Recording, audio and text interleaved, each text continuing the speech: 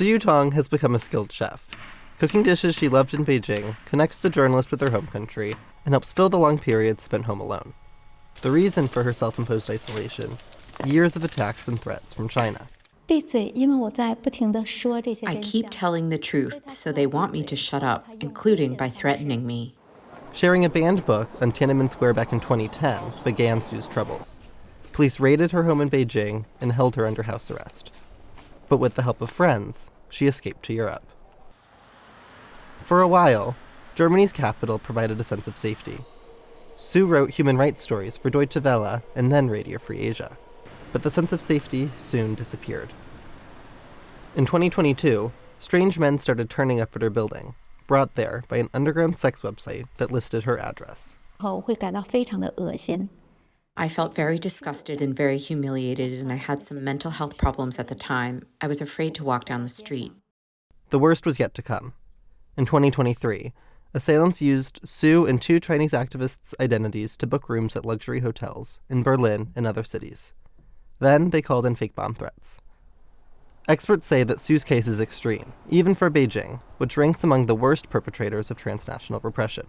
The basic tactics of transnational repression they're usually geared towards showing people that they can't get away from the Chinese government.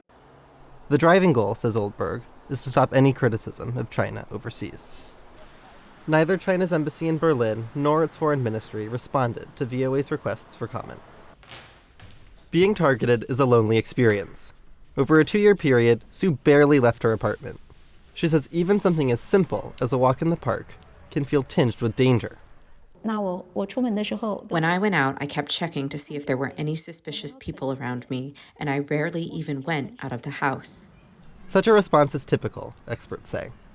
So paranoia is a common response across different communities, and often people fear that other actors or individuals within the community could spy on them, and these fears are not unfounded. But now, Su says she feels less afraid. They didn't expect me to slowly come out of that shadow. I think they should be afraid, not me. They can't shut me up. They can't achieve this goal. Her life is fuller again, but Su's apartment is still sparse. After the 2023 incidents, police recommended she move. When she did, she left nearly everything behind, except the tools she needed to keep reporting. China blocks the truth. It needs to have a lot of journalists to tell the real stories, tell the real events, and the truth. In one way, says Su, there's a sense of comfort in knowing that Beijing is scared too. If they weren't, Su believes, they wouldn't try so hard to silence her. Liam Scott, VOA News, Berlin.